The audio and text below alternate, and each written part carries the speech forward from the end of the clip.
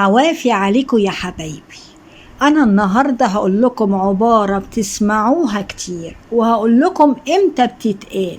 عبارة هو على راسه ريشة. دايما الناس بتقولها أما يكون زعلانين أو غضبانين من الشخص اللي قدامهم. دي إيه حكاية على راسه ريشة؟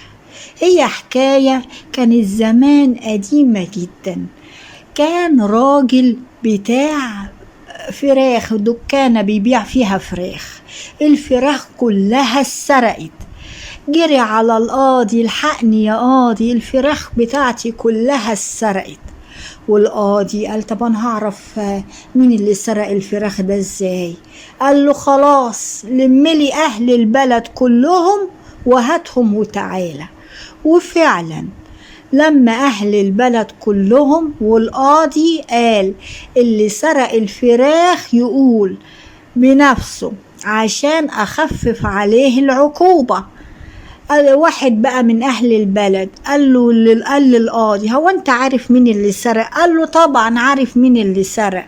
اللي سرق على راسه ريشة، مطرح ما سرق الطيور جت على راسه ريشة ولزقت.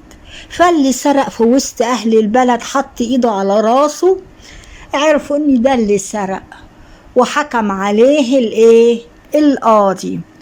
وكمان يا حبايبي في حكاية تانية، أيام الحكم العثماني أما كان على مصر كانوا بيلبسوا في العمامة بتاعتهم أو التاج بتاعهم يحطوا فيه ريشة عشان يبقوا مميزين، ما يبقوش زي عامة الشعب.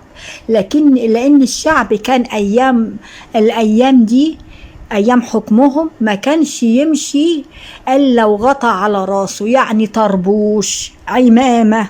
حتى الطلبة في المدارس كانوا بيلبسوا طربوش. فكانوا عشان يميزوا نفسهم عن الشعب يحطوا ريشة.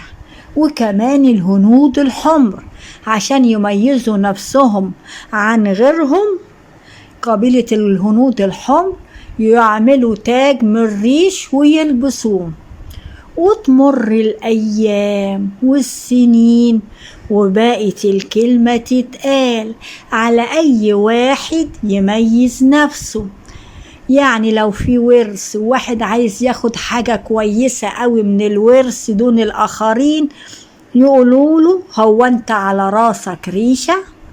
أو حد في الشغل يعني ياخد حوافز أو ترقية يقولوا سمعنا هو على راسه ريشة فاحنا كمان بنشتغل. أو في عزومة أو كده ويحطوا قدامه يعني حاجة مميزة، لحمة زيادة، فراخ زيادة، اللي قاعدين ياكلوا يقولوا شمعنا هو على راسه ريشة.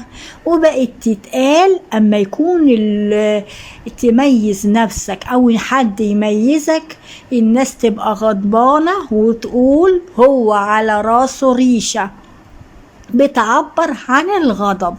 وإن عجبتكم حكايتنا ما تنسوناش في اللايك والشير وتمسوا بالخير.